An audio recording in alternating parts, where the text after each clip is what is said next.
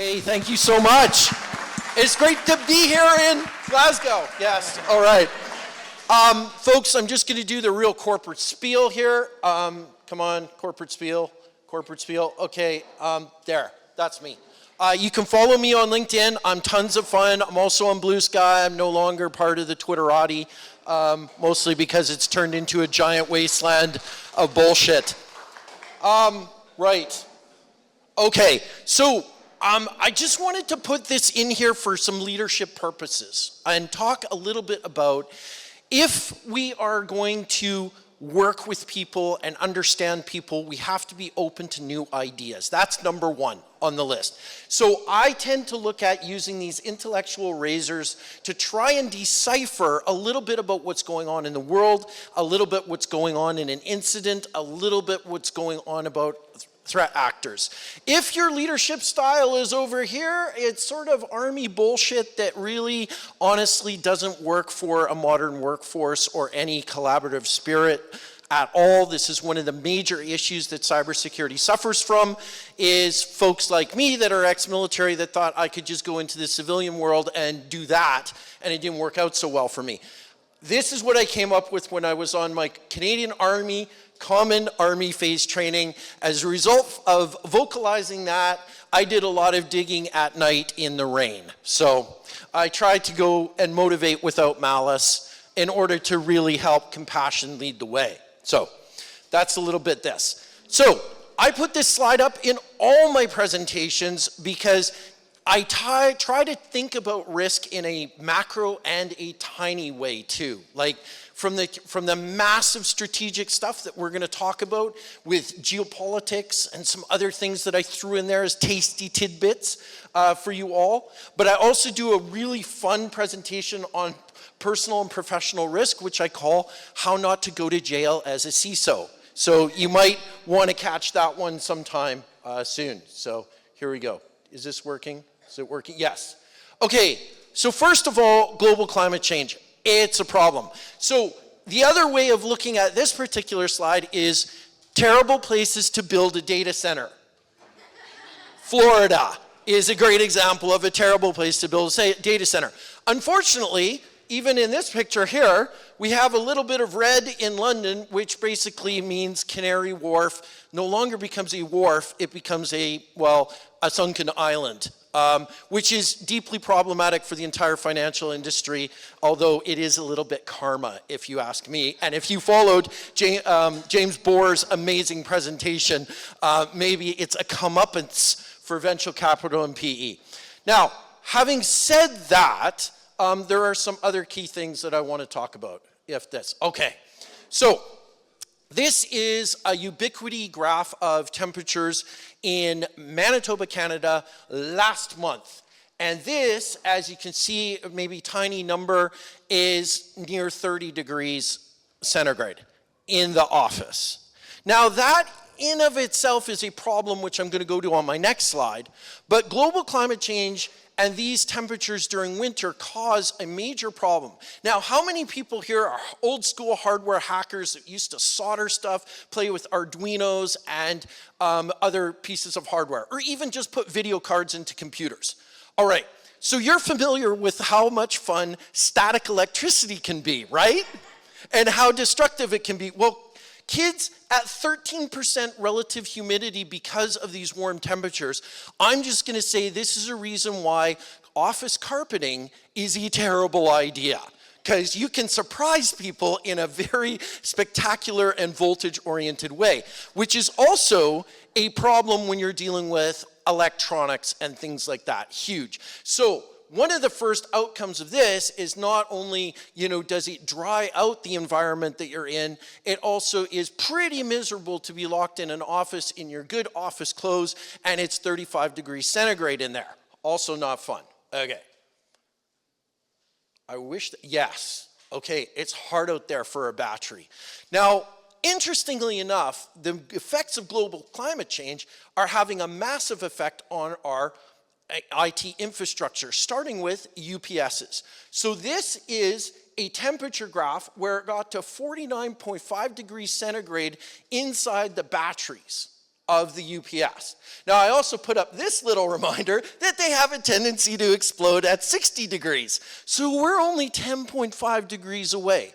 Now, your question is why is this happening? Because this is an old building, and our offices are on the 7th floor, not the nice penthouse ones, but there. So here's the thing. Heat from the basement boilers in the spring or in the fall when they turn them on rises up to the building. We have every radiator turned off on our floor. And I'm getting 49.5 degree centigrade temperatures in the batteries.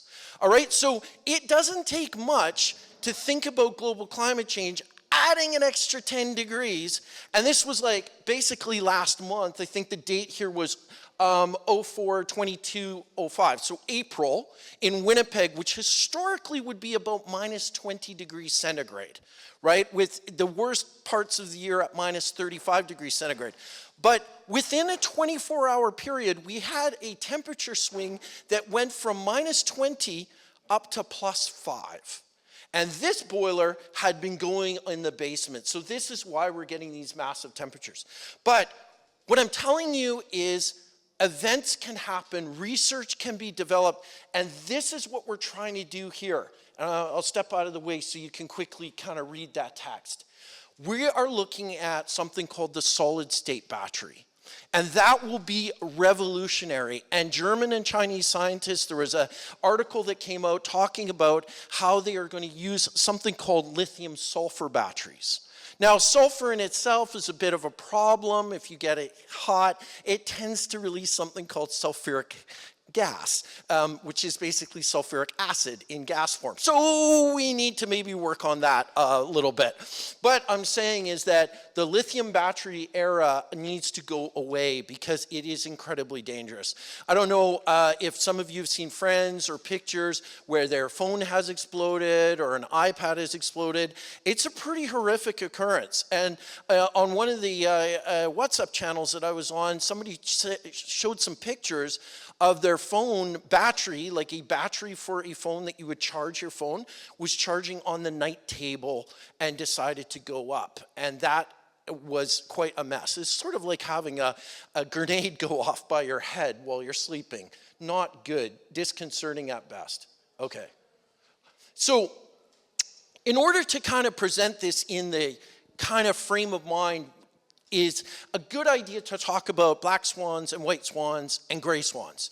And to be fair, if you're an intelligence analyst or any sort of analyst, you need to focus on the known and possible occurrence that is unlikely to happen but could have significant impact. So it's sort of like saying, don't worry about a giant meteorite that's about to hit the planet, because really there's nothing we can do about it, right? So the disaster recovery business continuity plan isn't going to work if the entire continent disappears. In terms of the white swan, it's like, hey, tomorrow, guess what? They figured out how to do cold fusion. It's going to be amazing. It's going to be awesome. Seriously, though, I'm not planning on it. I'm still going to have to pay Thames Water and my electrical bill from those pirates, no matter how much I, conserve and all that kind of stuff. So, threat models. I have to say that because it's an information security conference, and that'll, everybody will be, what's Ian going to say about threat models? These are threat models, believe it or not.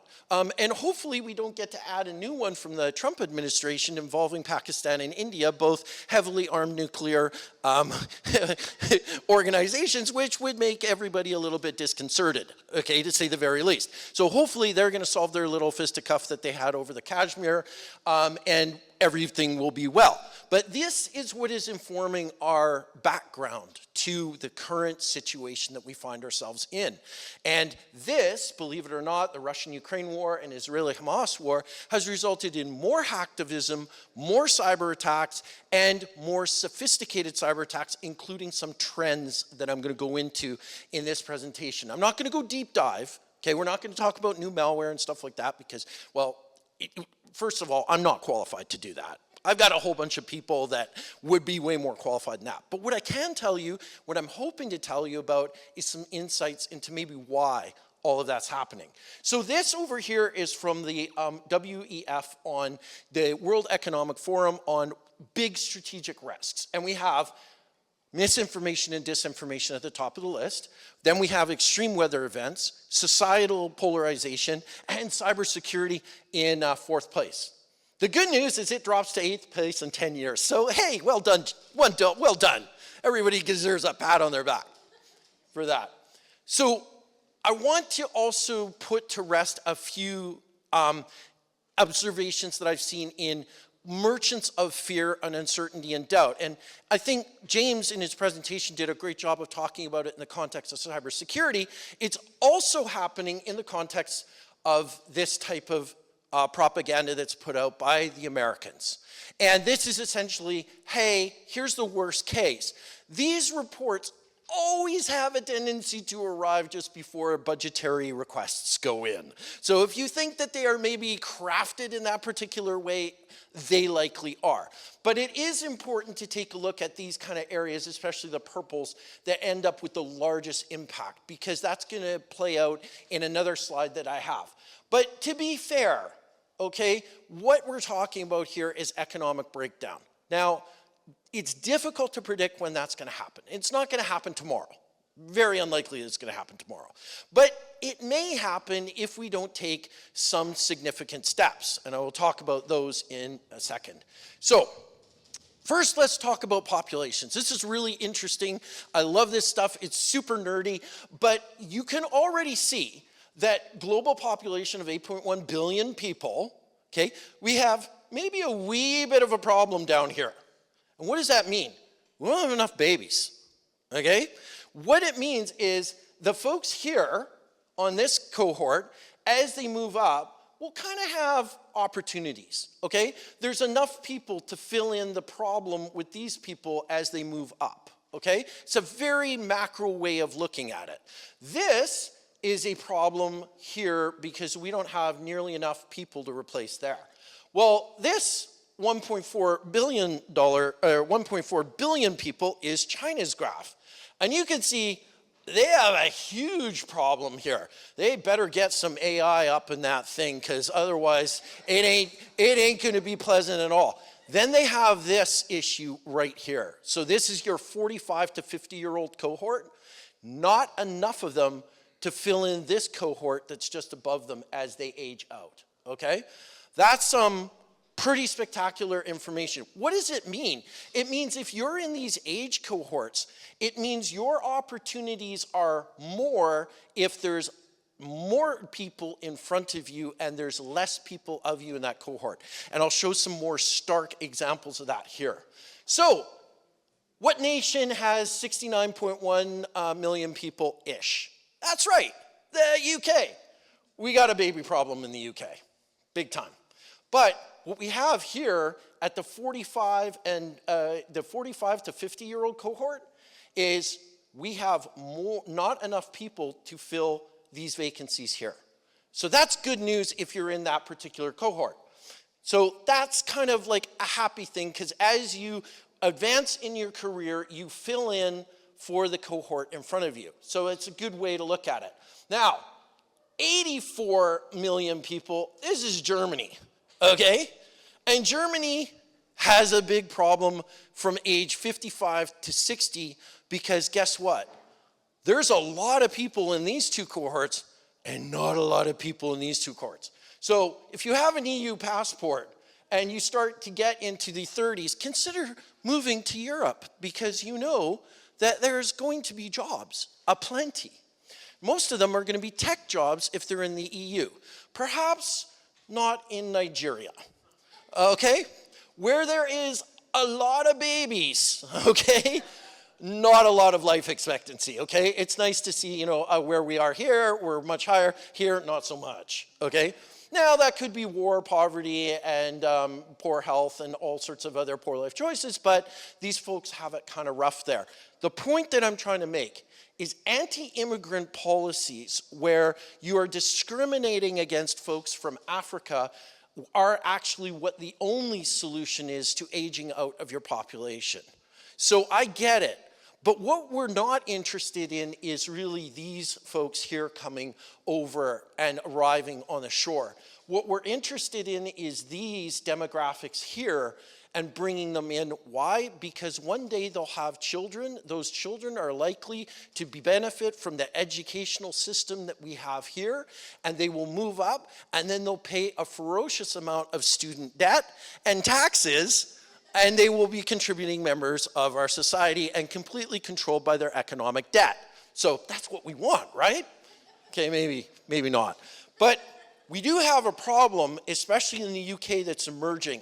And this is the most deeply disturbing thing I've ever encountered so far, is the community grooming that is going on within children's, I would say children's networks. So we've heard of Scattered Spider and Chucking Squad and a number of the Lapus guys and whatnot. They are all coming from a community group known as the Calm.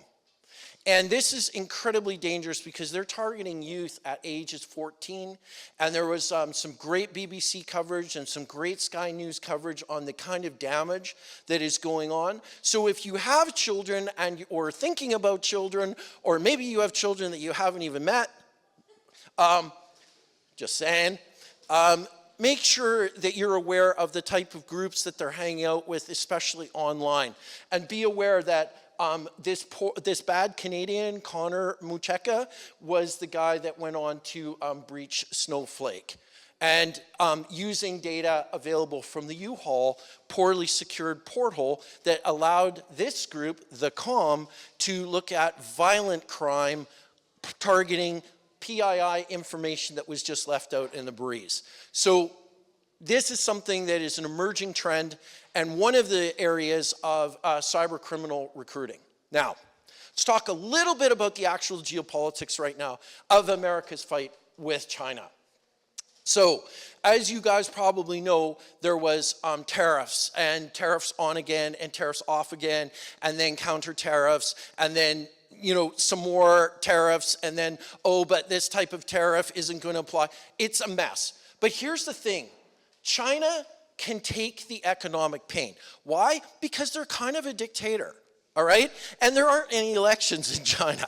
So guess what? They will outlast the United States in this whole tariff thing. And I will get into one of the mechanisms that they're using in a bit, but let's just say China can take a lot of economic pain. It is the second largest economy in the world. China has been investing in the future. One of their investments was, hey, let's buy all the things from NVIDIA for $16 billion, which works out to something like, oh gosh, it was tens of thousands of video cards for AI development right there. So kind of like preparing for a future. China knows how to make Trump blink. China holds a fair amount of UK debt. USA debt. So they do have leverage over the bond market, which was the reason why when Mark Carney got together with Europe and a couple of other countries, including Japan, was able to turn off the tariffs for 90 days because they slowly dumped American bonds. And that puts pressure on the strength of the American dollar. And as the American dollar goes down, not only does that have political consequences, but it has major geopolitical implications there as well. And then also insurance policies on risk. We're into a situation now where increasing, I would say, unpredictability is increasing the risk of doing deals and doing trades. That's like basically the situation being you buy a laptop, there's now a tariff on that laptop, your price goes up and you say, I don't want your Boeing aircraft, so back it goes, don't care. Don't want it, can go and find another aircraft manufacturer to buy. So this is what's gonna happen quite a bit, and that's not good for like corporate earnings at all. Not that we care about it, but we do care a little bit about it. The other thing is the rare earth elements, and of course, Trump 1.0, China has been thinking about and has the same leadership structure they had during the first Trump administration, so they have learned what will actually work. So I wouldn't pick a fight with China. I wouldn't pick a fight with Canada either because we're pretty militant. Elbows up. So let's talk a little bit about the bad guys. And I tend to use this also a lot in talking about the drivers of these particular nations and why espionage and cyber attacks are going to get supercharged. Because you're not dealing with just these nations anymore, except maybe North Korea, because they're super isolated and no one wants to be their friend because there's a lot of shouting. But all of these other groups, Iran especially, China a little bit, known as the world's money launderer, and Russia, basically we're into a situation where the sanction regime is causing a lot of pain. That sanction regime is being undermined by China. Okay, and you can see that each of these countries has a lot in common. Nuclear weapons programs, very expensive, a set of allies, preparing for war, fighting a war, a demographic and long-term credit risk and demographic short-term credit risk, dissident suppression across the board. So there is a lot of stuff going on within those countries that make it unpleasant for the rest of us. And this is the major point and takeaway is the distance between criminal and state actors blurring, right? So as you can imagine, when it was the NSA back in the day, they were very closed, right? And then there was this contractor dude named, well, actually, I think he was a SharePoint administrator, and he stole a bunch of documents, and the whole world suddenly realized that, wow, they're using contractors within the intelligence community of the USA. Wow, that might not be a good thing. Like that time that kid decided to take a whole bunch of GCHQ documents into his phone for home just to see if he could do it. He's not getting a reference, okay? He's probably going to jail for 10 years, so bad idea. The point that I'm trying to make here is that the result is the entire enemy ecosystem is made up of contractors, front companies, money launderers, and everything like that. We should not be surprised about this, but it's interesting because they're emulating the success of the cybersecurity industry in the Western world. They have duplicated that. And quite interestingly, I read a report on Luma Stealer, who had a takedown and then exercised their BRDCP plan with a January 25th backup, and they're back in business. So well done, Luma Stealer, showing corporate America the way of how to recover from a major disaster. Yay them. But I think there's a big story here, and this is North Korea. North Korea's been pretty quiet, except for a big headline that came out about how North Korean remote workers have been using fake identities and being recruited by American, but not just American, according to this Google report that came out, into our supply chain. I have a theory about that at the end, but I'm just going to say North Korea surprised everybody, and these are two indictments on the facilitators who literally had hundreds of laptops set up in their house. Like how they could do that with the bandwidth that you get from Vodafone, I don't know. I would be this is the shittiest remote access I've ever had in my life. But apparently they set up a whole bunch of laptops and facilitated this multi-year fraud. Now the FBI warned everyone about this problem in 2022, right? And why was nothing done about it? Because IT security folks went, that's an HR problem. That's not my problem. That's your problem. And so the bad guys found a silo between basically skirting the right to work and onboarding thing. And in a few cases, they hired Jake Mort. No, I'm kidding. They hired a good-looking white person to do the interview, ostensibly as the programmer, right? And then, of course, was supplanted by a North Korean remote worker. It's a huge and interesting story. And if you reach out to me on LinkedIn and want to read these indictments, they're what's called talking indictments, which really lay out in detail how the whole plan worked and how it came together. And you can see they're taking it pretty seriously with the list of charges that you're getting right there. I go into a presentation on what that means. Now, Ukraine, awesome, one of the most interesting social engineering campaigns I've ever had. Here's how it went down in a nutshell, right? I do a fake banking thing on you and take some of your money. So I'm targeting Russians, right? And I tell you, you can get all of that money back if you set something on fire. I love it. It's simple, it's arson as a service. I mean, this is awesome. And so this is like Ukraine striking back, being the talented social engineerings that some Ukrainians may be.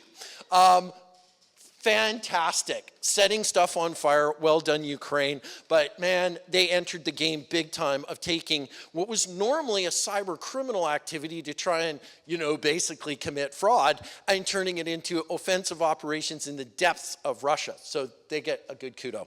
So let's start talking about African childs, okay, or Children of Africa, or the One Botnet Per Child initiative. Now, one of the things that is going on in Africa right now is a whole bunch of competing interests. And you saw my slide about Iranians and Chinese and Russians. This is all playing out in Africa. And there are a lot of young people, as you saw in my graph. So if you think there isn't active recruiting going on in Africa for all three of those protagonist nation states, maybe not the North Koreans,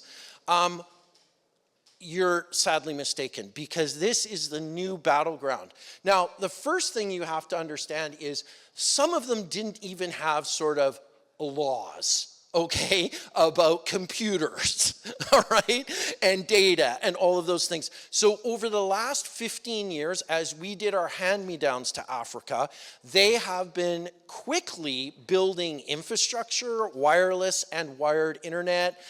It hasn't gone particularly well. At one point, somebody made a mistake on a router and took the entire country down. Oopsie. Yeah, like me in the BA data center when I was looking for a charge. I'm so sorry about that.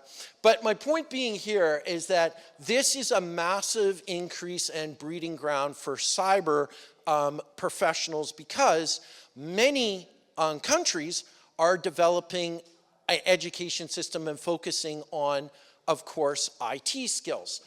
This is a whole bunch of Iranian activity related to jihadis and the Salafi jihadi movement.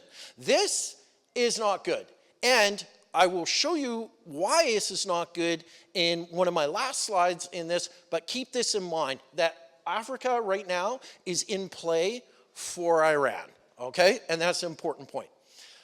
This is Russia's presence. Russia loves to sell shooty stabby stuff. Okay?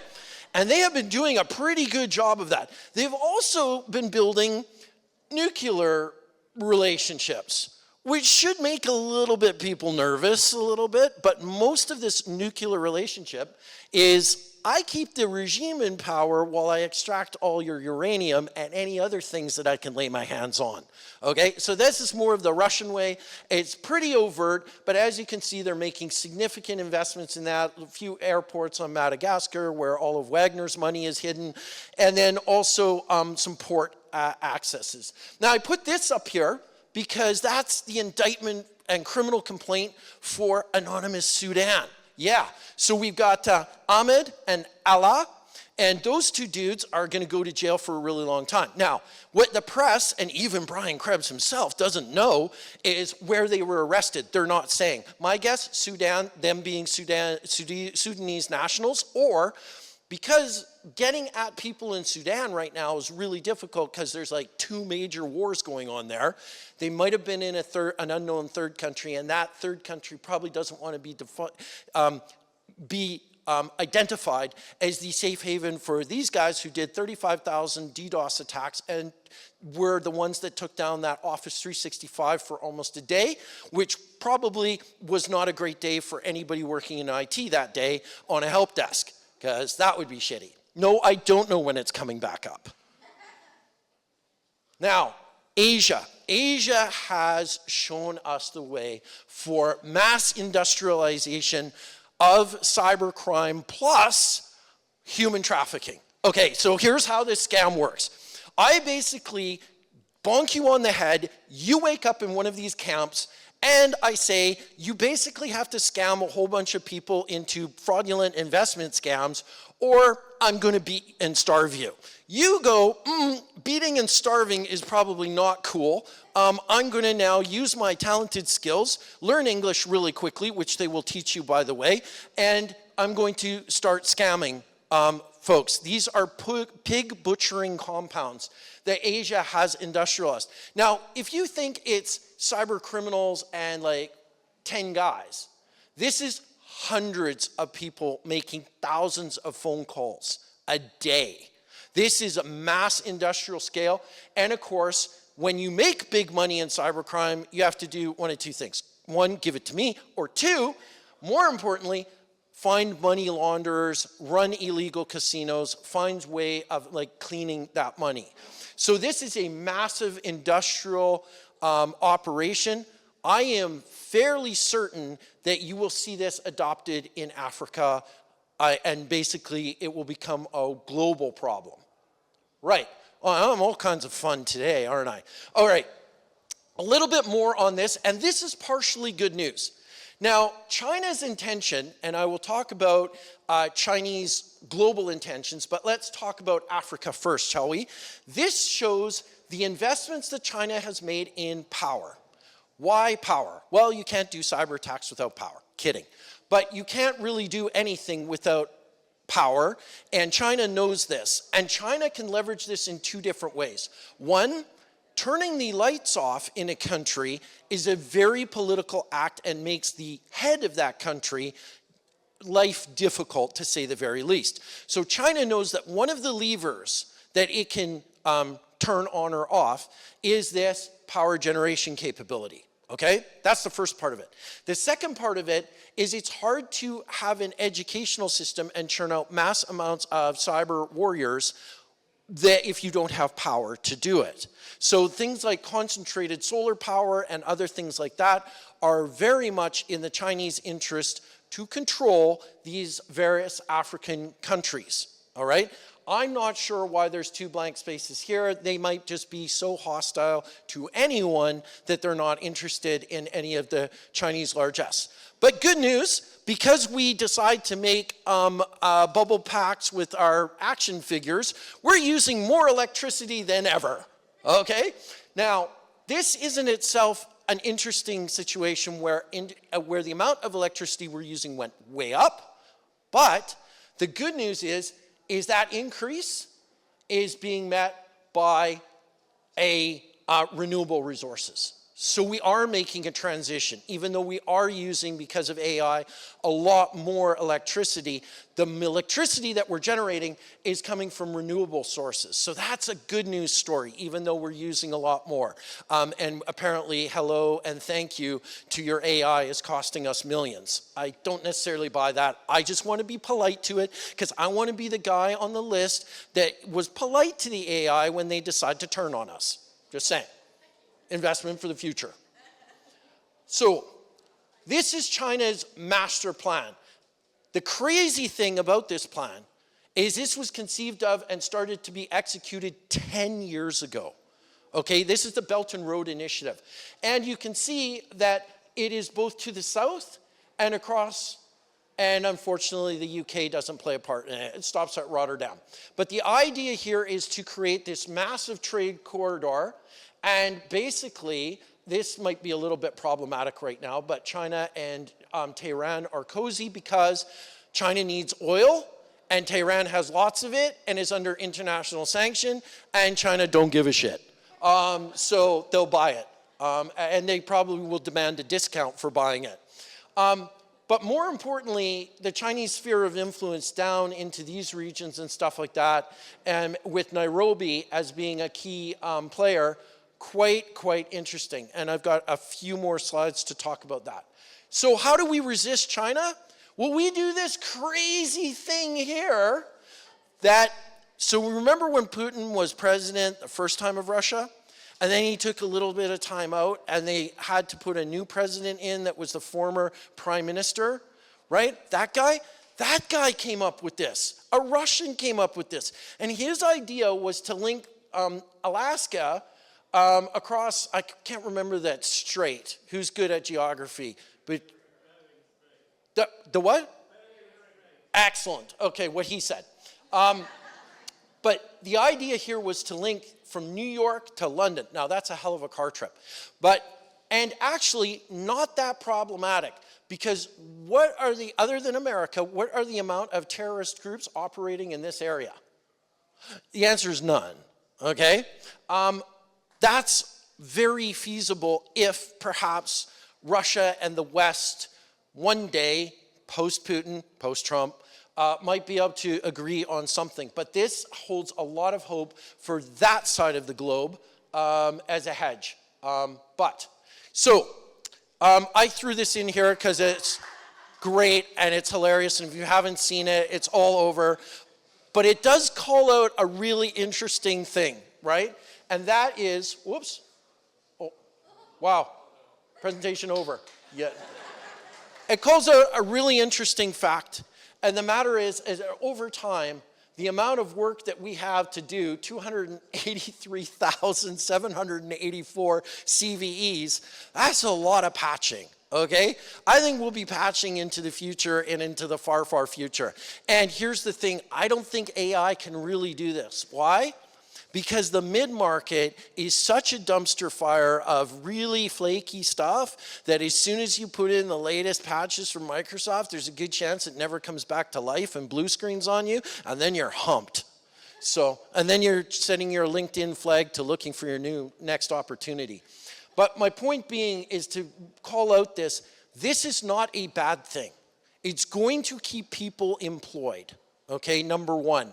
And number two, it is a whole bunch of vulnerabilities that we know about and we can fix if we work together. So that's why that one's in there. Now, this is the existential thing before I leave you with one more slide that's about my conspiracy theory. But the first thing here is that this was a game changer called the Trans-Saharan Pipeline that would bring basically liquid natural gas and petroleum from Nigeria, through Niger, through Algeria, kind of through Morocco, and into Europe, okay? Why would that be so important?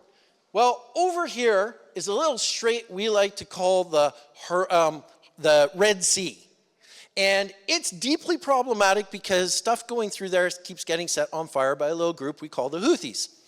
And so this would bypass all of the energy requirements, or a big chunk of energy requirements that are currently serviced from Russia, you guessed it, and further afield, and doesn't have the geopolitical instability. However, we have a little problem with shooty, stabby, bomby people, of which there are an abundance. So if you go through Nigeria and Niger and Algeria, Morocco and Algeria don't get along at all because in basically 1975, they backed a terrorist group. Oopsie, right? That's gonna put things. And really, Morocco and Algeria to this day do not get along at all. Then as you work your way down, you're looking at Mali and Burkina Faso, and you're getting a combination of ISIS, not fun, and Al-Qaeda, and a whole bunch of other radical Islamic stuff coming out of that particular area. So this might be, are you ready for the pun? A pipe dream. Okay, yeah, that was pretty awful. But this would be an absolute game changer for Africa and for African fate. But what we do have here is an issue of governance in a region that is proving to be incredibly difficult to govern. So there needs to be economic development, incentive, and anti-corruption activity taking place.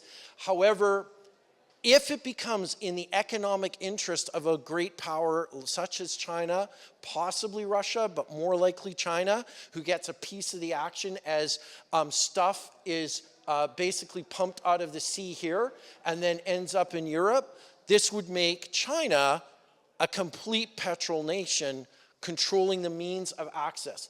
And off the map, way down about where that SLS cart is right there, is a little country on the coast that has just found oil deposits right next to South Africa. And it is also an opportunity because the access directly across the Atlantic to the refineries in the Gulf of Mexico and along the west of the United States could change the entire fate of the world and make the Middle Eastern dependency, our dependency on the Middle Eastern oil, a thing of a past. So investing in Africa at this time might be pretty lucrative if we can deal with all of this craziness. Now, the conspiracy theory. Here it is. I'm going to lay it on you. I think that the infiltration of North Korean remote workers into the supply chain includes some of the leading security companies on this planet. I am anxious for them to prove me wrong, because I cannot accept that in hypothesis one, that the source code for these edge devices is riddled with vulnerabilities and is aged out and is no longer fit for purpose and resistant to modern reverse engineering across all of the manufacturers of VPN and firewalls. I go, really? That's saying that SonicWall is as bad as Fortinet, which is as bad as like Palo Alto? I don't know, man. I'm just not feeling it, bro. But then I get to this. The source code of these edge devices has been stolen from the tech companies, possibly by nation-state threat actors, and is being reverse engineered by nation-state threat actor contractors. Dum, dum, dum. What is my single point of proof for this hypothesis / conspiracy theory? Is this. I don't know if you read the report that Sophos, the Wired magazine, inside a firewall vendor's 5-year war with the Chinese hackers hijacking its devices. So the Chinese contractors in this case, the ones that were basically sanctioned by the Treasury Department of the United States, basically went to town and said, we're going to keep reverse engineering this thing. Now, the fascinating thing about this story and Sophos is they had implanted their own surveillance devices on their own devices, while the bad guys kept reverse engineering new attacks on it and patching them globally before those attacks were launched, thus frustrating the Chinese to some. They were being watched. It's such a great story. But my point that I'm trying to make is, as you folks know, and many of you are very learned in this area, it can be difficult to reverse engineer code that is running on an implanted device, especially if it has any, I'm going to say, anti-reverse engineering coding attributes or has ubiquitous encryption or things like that.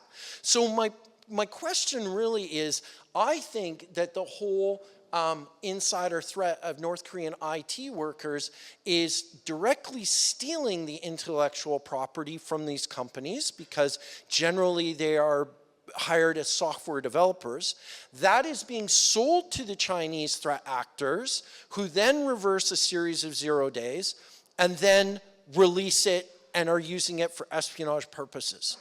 Now, there's only one thing that makes this whole thing difficult to actually prove. And that is, in many cases, these attacks are being used by, you got it, cyber criminals, and not necessarily nation-state actors.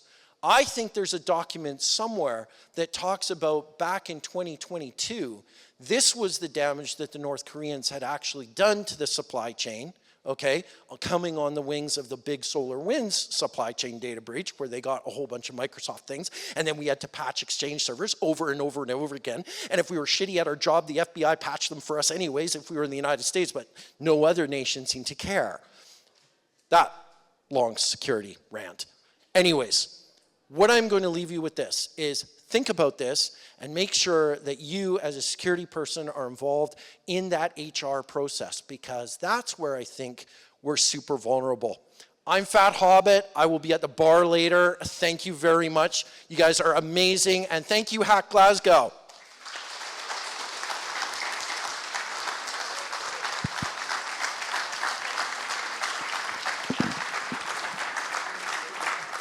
Amazing job, thank you. Amazing talk again. Any questions for him? Yep. I think you're full of shit. Just a quick one. Does it count as being polite to the AI if you're just doing it so they won't kill you? Okay, I need that again, because your language is not a language I'm familiar with, good sir. Does it count as being polite to the AI just so that they don't kill you? I don't think it's a bad idea, right? I've seen the Terminator movies, and maybe if they had been polite, you know, it wouldn't have good. But I've also seen the Matrix where they don't really ask you a lot of questions. They just kind of like, you know, take you and use you as a battery. Yeah, you mentioned you think it might be state rather than criminals, but obviously the data there is showing that a lot of these are being sold to criminals rather than state. I'm always of the impression that, like, we can't ever really know, but aren't those kind of overlapping? Like, if you're China, wouldn't you just hire some dodgy geezers to give yourself that distance, that deny? But so although they may be being sold to these, maybe they're actually still being run by those? 100% on that. I do another presentation where I talk about Ammon Stiegel, who was indicted by the United States. Ammon was the guy that wrote the wiper malware for the GRU in the attacks on Ukraine. Some folks in cybersecurity think it's a very fluid relationship between the bad guys, i.e. cyber criminals, and the good guys. There's some evidence to suggest that, like Ammon. There's other evidence to suggest that the folks that were part of Revival that got prison sentences in Russia were such assholes that they weren't given the opportunity to die courageously for their country on the front lines of the Ukraine war. So this is a really important thing, and not to just go down the well here, but if you start classifying cyber criminals as nation-state actors, okay? So say we decide that if you're a Russian conducting a cyber attack and you're sheltered by the Russian government, you're acting in that state's interest. That now becomes less of a Department of Justice problem and more of a counterintelligence problem. Yeah. And that usually ends with getting droned, bro. So this is the slippery slope, right? Like, you ransomware national critical infrastructure or a hospital, what if any, and if there's casualties, what if any sort of, I'm going to say, intellectual parsing can you suggest is different from detonating a bomb in the parking lot of that hospital if you're killing people? This is just a manner of killing people, and now we're really like through the eye of the needle on saying, well, yeah, but if it's done with ransomware, it doesn't count, but if it's done with a bomb, then it counts. So I think there is, especially within the American approach here, to try and put a terrorist label on everything, including drug cartels in Mexico. Sure.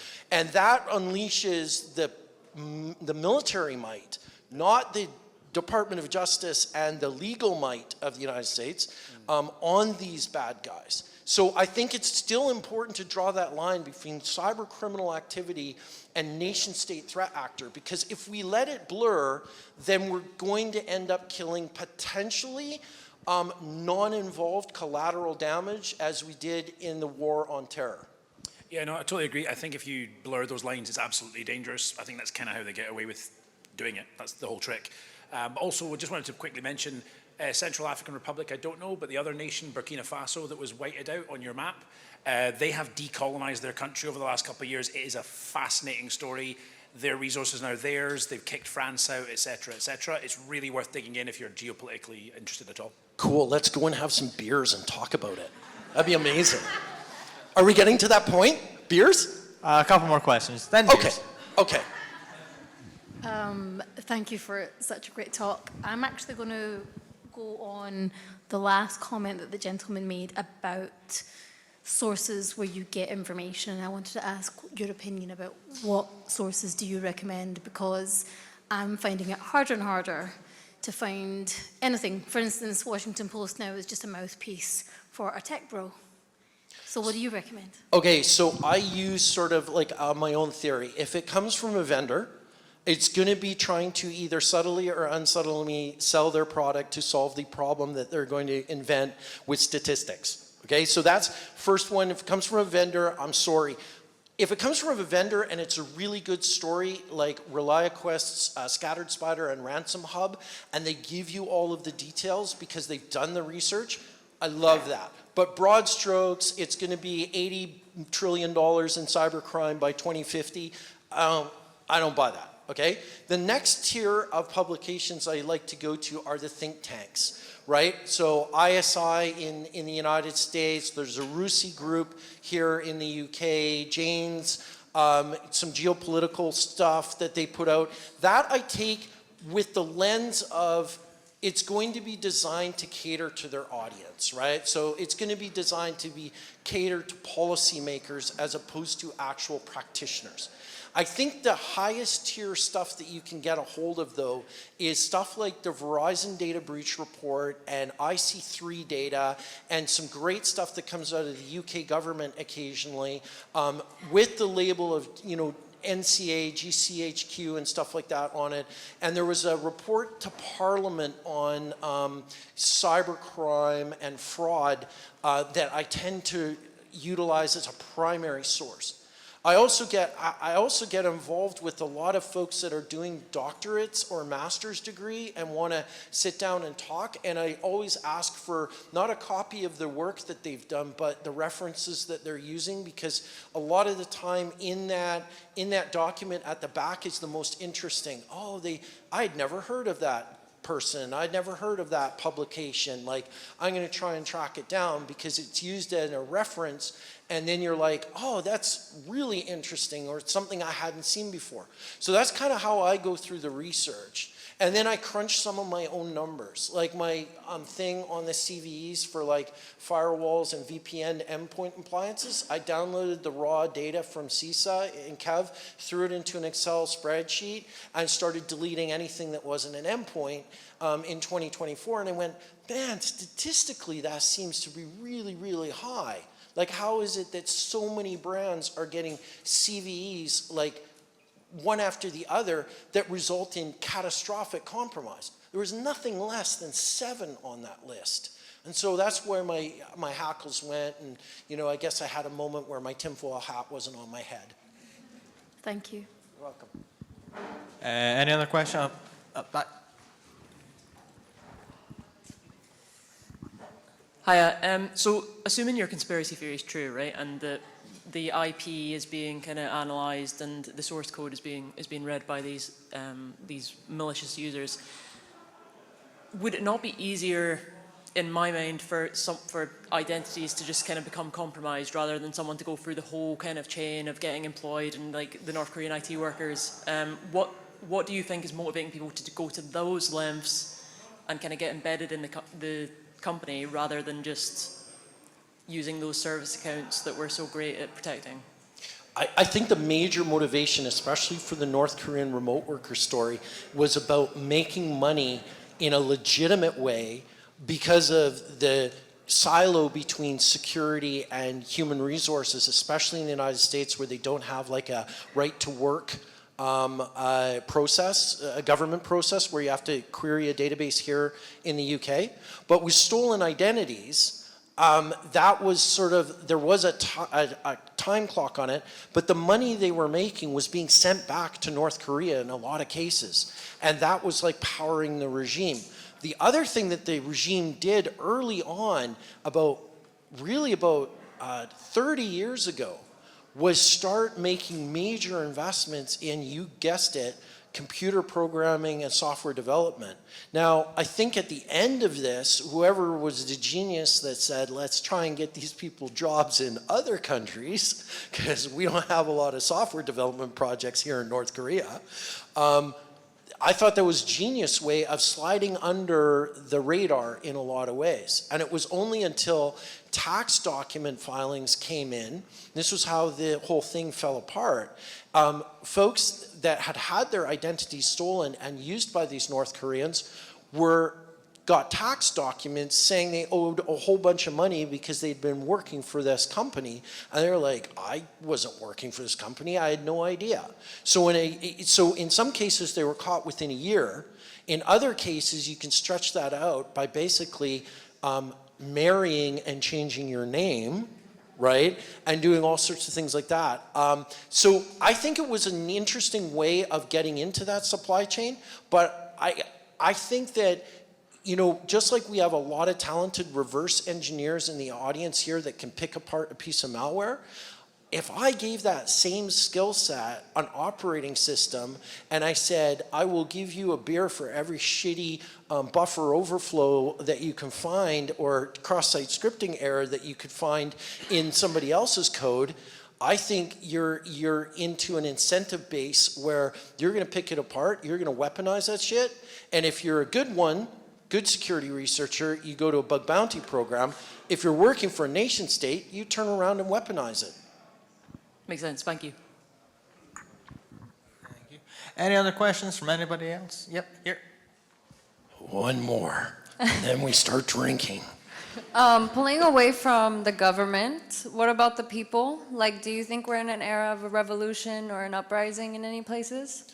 Well, I think, you know, if I was to look into my looking glass, I think there's going to be a lot of destabilization moving forward. I think in the United States it's coming to a breaking point.